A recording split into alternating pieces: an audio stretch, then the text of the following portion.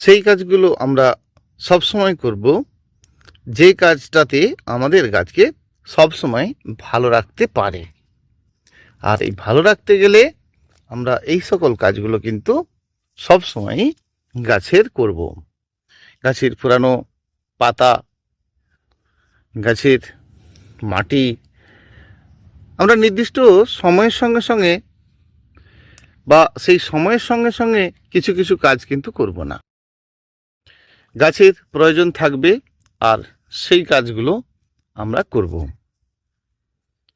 এখন বর্ষা আর গ্রীষ্মের সময়ে বেশ কিছু গাছের পাতা খারাপ হয়েছে, আর এই খারাপ সময়টা আমাদেরকে আবারও ভালো করে নিতে হবে। তাহলে বন্ধুরা, আমরা যে কোনো গাছকেই সব সময়ের জন্য তাদের যে একটা পরিচর্যা সেটা কিন্তু আমরা নেব। আর যেই পরিচর্যাটাই শুধুই গাছে জল দেওয়া নয়, শুধুই গাছে খাদ্য দেওয়া নয়, আর শুধুই ওষুধ দেওয়া নয়, এগুলো গাছের বড় ভূমিকা। এগুলো না হলে গাছটি হবে কি করে? অবশ্যই এগুলোর কোনো নির্দিষ্ট সময় দেখে নয়, গাছের প্রয়োজন থাকলে আপনাকে দিতে হবে। যে কাজগুলোর জন্য আমাদেরকে আজকে এই ডেটেই করতে হবে বা এই খাদ্য দিতে হবে এরকম চিন্তা না। গাছের পুরানো পাতা আমরা যত পরিষ্কার পরিচ্ছন্ন রাখি ততই গাছটি শৌখিন থাকে, আর গাছের যত কাণ্ড মজবুত হয় ততই কিন্তু গাছটি শক্তিশালী হয়ে ওঠে। আর এই কাণ্ড মজবুত হতে গেলে গাছের এমন কিছু কিছু ডাল শাখাগুলো সব সময় থাকে যেগুলো কিন্তু গাছকে মোটেই বাড়তে দেয় না। টবের মাটি কতক্ষণ সঠিক থাকে? যতক্ষণ গাছটি সম্পূর্ণভাবে বেড়ে না ওঠে। কারণ সেই মাটির মধ্যে যতক্ষণ কিছু থাকবে ততক্ষণ কিন্তু গাছকে বাড়িয়ে তুলবে। আর এই বেড়ে যাওয়াটা গাছ থেকে কিন্তু আমরা সেই গাছের আবারও তাকে সেই আগের জায়গায় আমরা কিন্তু ফিরিয়ে তুলতে পারি। বন্ধুরা, গাছের যখন মাটি সুন্দর করেন সেই গাছটি আপনার সুন্দর হয়ে ওঠে। গাছের সুন্দর হয়ে যাবার পর আমরা চিন্তা নেই তো যে গাছে খাদ্য কেমন দেব, কি দিলে ভালো থাকবে, এগুলো তো আমরা দিই। কিন্তু তারপরেও আমাদের অনেক কাজ থাকে। কারণ একটি গাছের টব ভরা শিকড় যখন টব ভরে যায়, শিকড় আর না যেতে পারলে শিকড়টার আবার পচন হয়। সেই সময় কিন্তু আমরা গাছকে আবার রিপোর্টিং করি।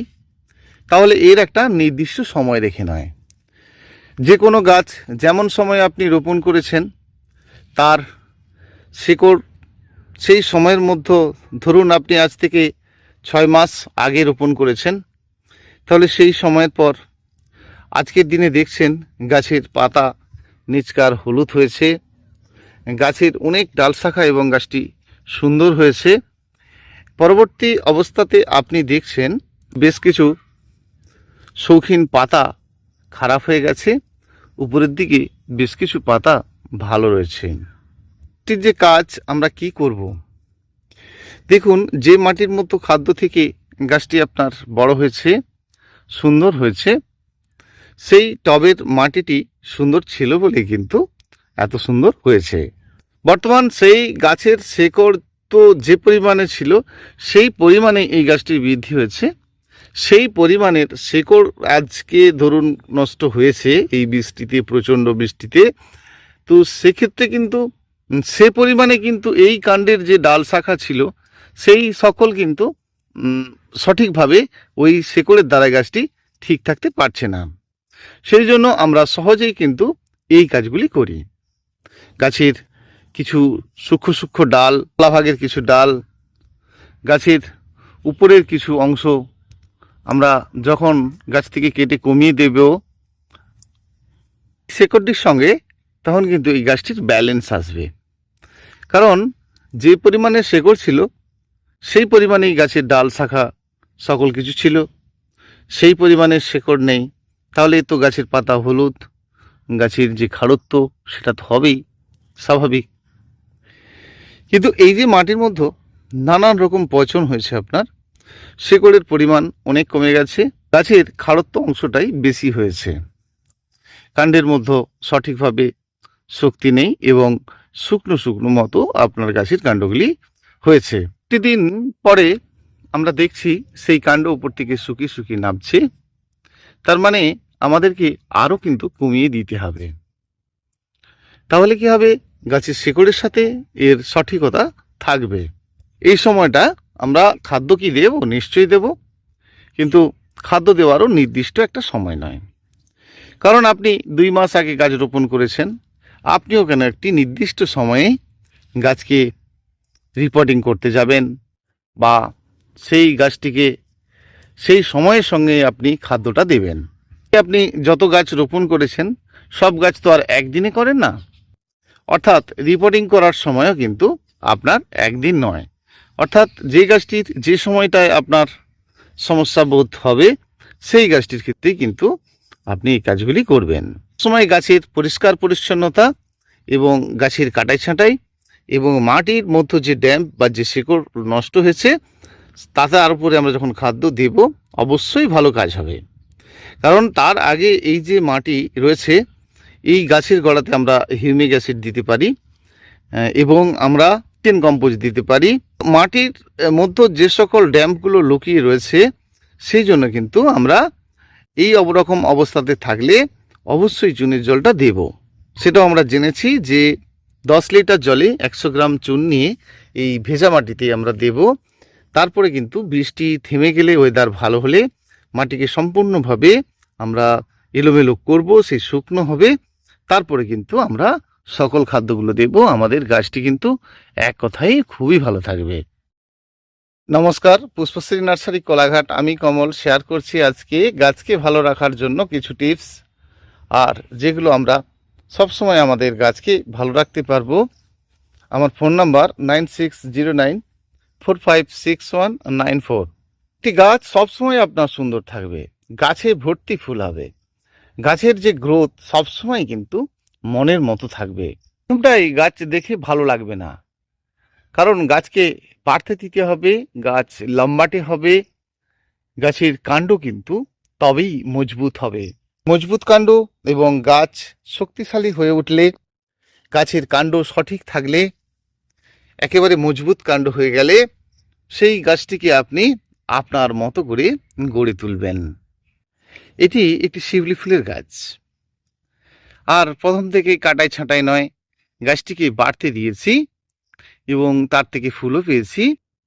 বর্তমান যখনই আমি একটা কাটিং করে দিয়েছি, দেখুন এই বর্ষাতেই কাটিং করেছি আর নিচকার পাতা রেখে করেছি। গাছের অসংখ্য নতুন নতুন ডাল বেরিয়েছে, আর এই ডাল বেরোনোর পরেই ওই যে গাছের পাতা, পুরানো যে পাতাগুলো সাথে সাথে আমাদেরকে কিন্তু একটু বড় হলেই ফেলে দিতে হবে। তাহলে কি হবে, এই যে ডালটি রয়েছে আরও সুন্দর হয়ে বৃদ্ধি পাবে এবং কাণ্ডের মধ্যে রৌদ্র প্রবেশ করবে। এবারে আমরা তো খাদ্য অবশ্যই দেব, আর খাদ্য দেওয়াটা ঠিক এইরকমই করবেন। গাছে যে সময়টা আপনি কাটিং করবেন সেই সময়টা খাদ্যটা দেবেন না। কাটিং করার কিছুদিন পর, 8-10 দিন পরেই দেখবেন সুন্দর সুন্দর শৌখিন শৌখিন মজবুত ডাল বেরোচ্ছে। তার কারণ আপনি একটি মজবুত ডাল কেটেছেন। তাহলে একটি মজবুত ডাল নিতে হলে সেই গাছের মজবুত কাণ্ডের প্রয়োজন। সেই মজবুত কাণ্ড করতে হলে প্রথম থেকেই গাছটি কাটিং করে দেওয়া নয়। যে গাছটি আপনার লম্বাটে এবং বড় হয়েছে, সহজেই বেশ সুন্দর বড় হয়েছে, সেই গাছটিকে আপনি সহজেই ঝাঁকড়া করে নিতে পারবেন। আর গাছ যদি ঝাঁকড়া না হয় প্রচুর পরিমাণে ফুলি বাকি করে হবে। সেই জন্য গাছকে ঝাঁকড়া করতে গেলে খুব কম সময়ে, তাহলে প্রথমত গাছকে বাড়িয়ে তুলতে হবে। কেটে যাওয়া গাছের যে ডোগা আমরা কতটুকু কাটবো তা নয়, এই ডোগা পিঞ্চিং বা ডোগার ফাইনালি একটা কাটিং ঠিক কোন কোন সময় করি দেখুন। যখন আমাদের গাছের উচ্চতা 4 ফিট 5 ফিট পর্যন্ত হয়েছে, তখন কিন্তু আমরা 2 ফিট রেখে বাকিটা কেটে ফেলে দিয়েছি। সহজেই কিন্তু গাছটি ঝাঁকড়া হয়েছে। গাছের ফল বা কোনো গাছের ফুল, সেই ফুল শেষে আমরা কিন্তু প্রিন্ট করতে পারি। আমরা ফুল শেষ, আমের মুকুল শেষ, লিচুর মুকুল শেষ, তখন কিন্তু আমরা আমাদের যতটুকু রাখার দরকার ততটুকু রেখে কিন্তু আমরা এভাবে পিঞ্চিং করে দিতে পারি বা একটু করে কেটে দিতে পারি। ফুল গাছের ক্ষেত্রে হলে কি হয়, আমরা ডোগাটি ধরে পিঞ্চ করে দিই, আবারও অনেক দুটো একটি করে ডাল বেরিয়ে গাছে আরও সংখ্যামূলক অনেক বেশি ফুল বেরোয়। কিন্তু যখন আপনার একটি ফল গাছের হয়, সহজেই আপনার গাছটি বড় হয়েছে, শৌখিন হয়েছে, আর সেই গাছটিকে আপনাকে আবার ঠিক নিজের মতো করে রাখতে হবে। সেই জন্য এই সময়টা আপনি একটি গাছের যে ডাল অর্ধেক রেখে কেটে দিতে পারেন, বা উপর থেকে কিছুটা কেটে দিতে পারেন, বা আপনার প্রয়োজন স্বার্থে আপনি মনে করেন যদি যে আমার আরও ছোটো রাখার দরকার, তাহলে আপনি আরও নিচু করে কাটিং করে দিতে পারেন। কিন্তু এই কাজটি সব সময়ের জন্য নয়। ফুল শেষ বা ফল শেষ হয়েছে সেই সময় কিন্তু আপনি এই কাজটি করুন।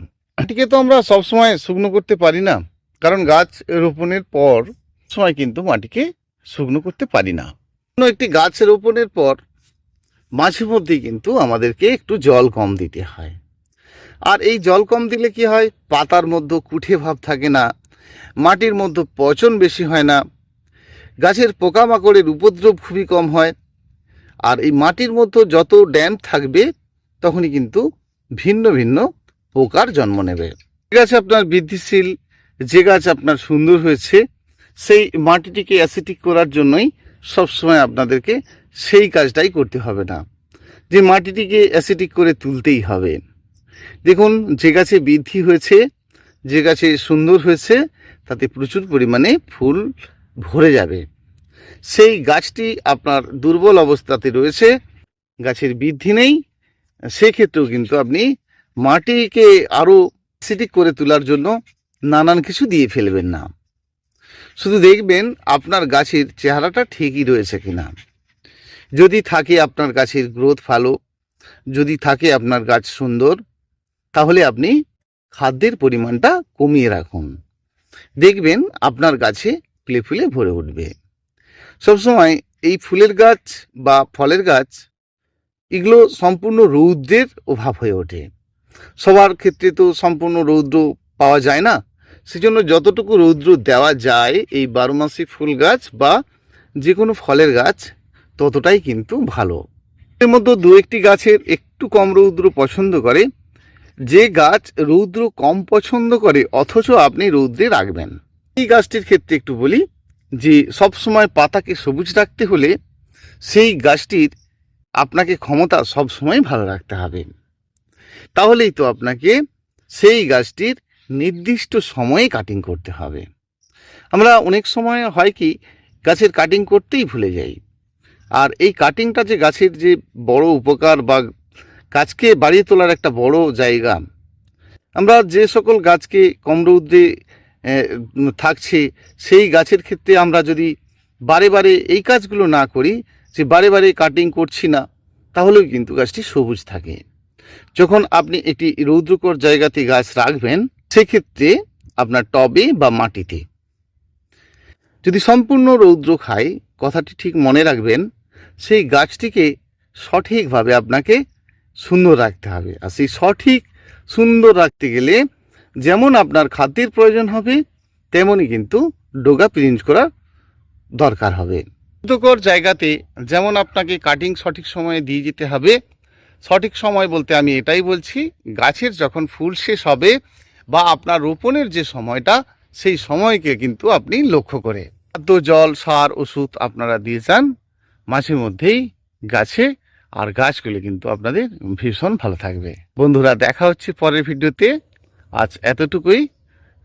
চ্যানেলে যদি আমার নতুন বন্ধু হয়ে থাকেন, সাবস্ক্রাইব করে রাখবেন, লাইক, কমেন্ট, শেয়ার করবেন। ভিডিওটি দেখার জন্য প্রতিটি বন্ধুকে অসংখ্য অসংখ্য ধন্যবাদ।